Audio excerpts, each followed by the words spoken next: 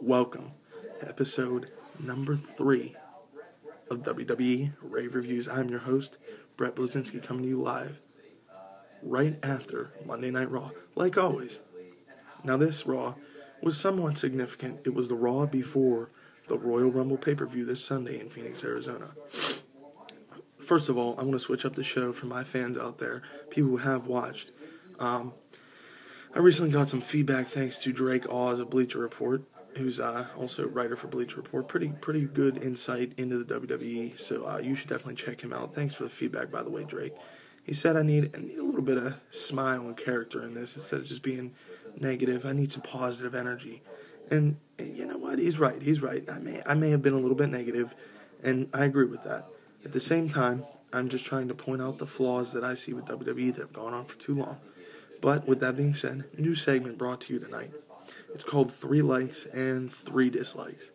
First of all, Dolph Ziggler finally gets a win. Finally.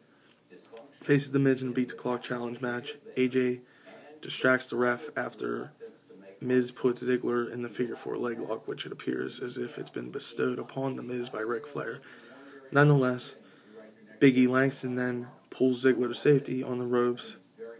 The ref sees it, tells Miz to get off. Then The Miz is distracted by Langston. Ziggler hits the zigzag and Ziggler wins. Then, the third and final match up in the Beat the Clock challenge was Sheamus versus Big Wade Barrett. Well, Sheamus is about to hit the bro kick, but here come Langston, Ziggler, and AJ. AJ then gets in between Barrett and Sheamus, causing time to tick off the clock. Precious seconds are going by, and then with about 10 seconds left, the two superstars get up. Then Sheamus proceeds to hit the brogue kick, and as he goes to pin Big Wade, time is out. Time has run out, and Ziggler is going into the Royal Rumble. Another thing that I liked was CM Punk's promo. He came out, he called out the people again. Basically had the edge. He didn't smile much. I don't even know if he smiled at all, actually.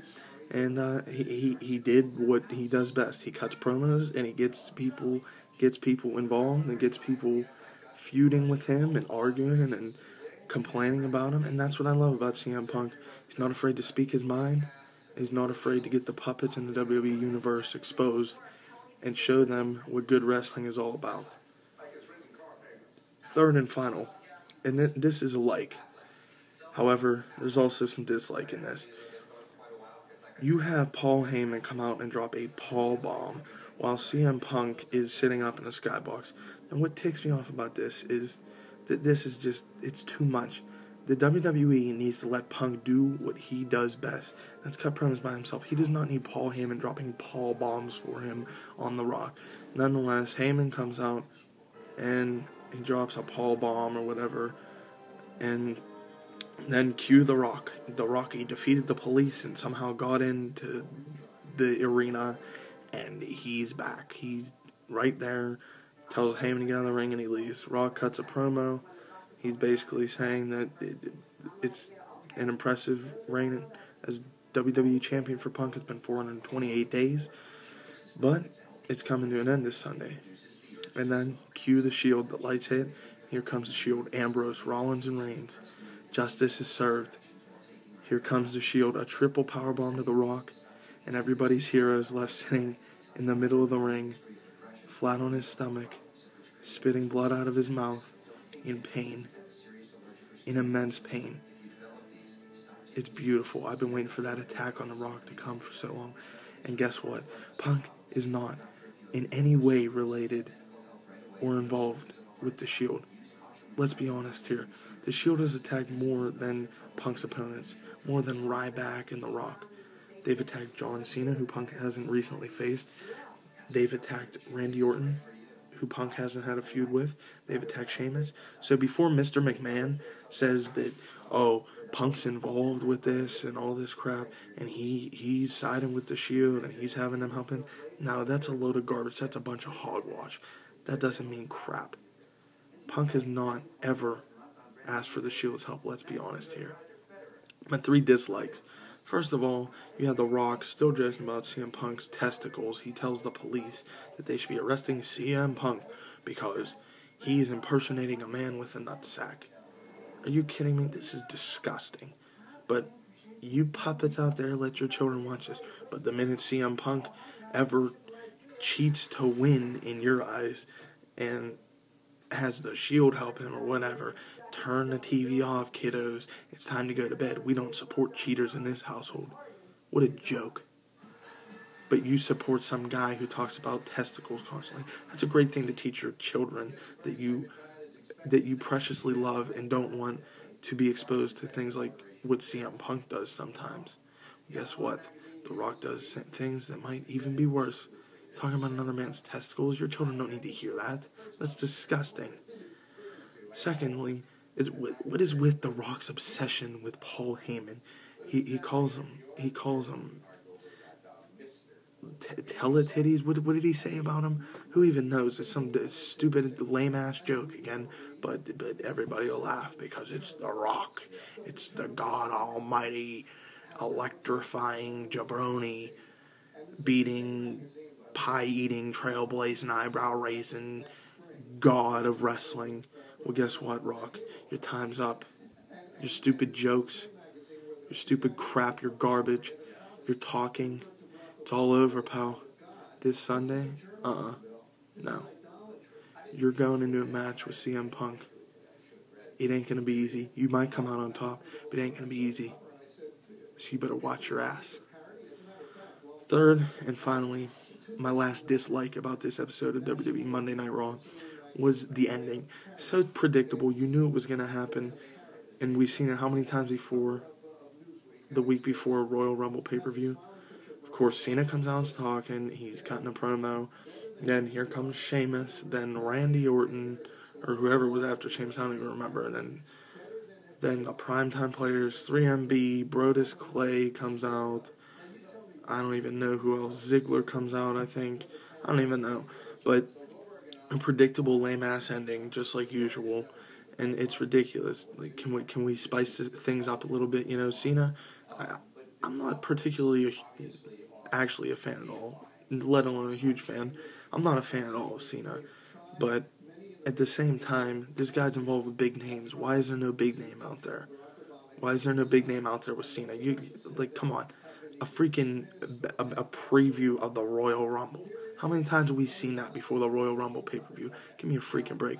Can we get some change around here? CM Punk's really, really correct when he says that people are scared of change. Because they are. There was no change. Here comes another ending right before Royal Rumble in which all the superstars in it come out and battle, and then it just cuts off. That's the end of Raw. It goes off the air. It's stupid. Honestly, I gave this Raw rating 6 out of 10. I thought the Beat the Clock challenge was average at best. The ending sucked. And basically, I think, even though I don't like The Rock, him and Punk kept the show alive. They really did. That's the only thing that they have going for them right now. I think Ziggler's win was nice, but at the same time, it wasn't. It was an average Beat the Clock challenge to me. It wasn't anything that really stood out. There wasn't much excitement, and that's really how I feel about it. First of all, I want to give you my predictions for the Royal Rumble this Sunday. I feel that the winner of the Royal Rumble is going to be Ryback. I really do. I think Ryback is going to get another push. I think Ryback wants that WWE title. And if not, I think he wants the World Heavyweight Championship. I think Ryback is the guy to win the Royal Rumble this year. Last year I predicted Sheamus, correct? And hopefully this year, again, I'll be right. And another prediction is for the WWE Championship match. Kills me to say, but I think after 434 days, the greatest reign of all time. Yes, puppets, the greatest reign of all time. Better than Rock's, better than John Cena's, better than Bruno Sammartino's, better than Bob Backlund's, who, by the way, congratulations for getting into the Hall of Fame tonight and being named an inductee. Better than Bob Backlund's, CM Punk's reign, the best of all time in WWE. I think it comes to an end Sunday. Why? Because the WWE is too predictable, just like the ending. I think you saw The Rock get squashed tonight, which just means that Punk gets the upper hand, and then he's going to be riding high in the Royal Rumble, and then they're not going to let The Rock lose after getting squashed by the Shield. So that's it. Punk's reign is going to be over. Those are my predictions, and that's how I feel it's going to go down. Hopefully I'm wrong. But with that being said, that concludes episode 3 of WWE Rave Reviews with your host, Brett Blazinski. Don't forget to go back to all my other videos, watch, like. You can leave a comment. I'm always here to dispute. I love to argue. I love to even argue so much that I'll take sides of an argument I don't even agree with and just argue for that if I know enough about it. I love art. I love controversy, and I love to argue.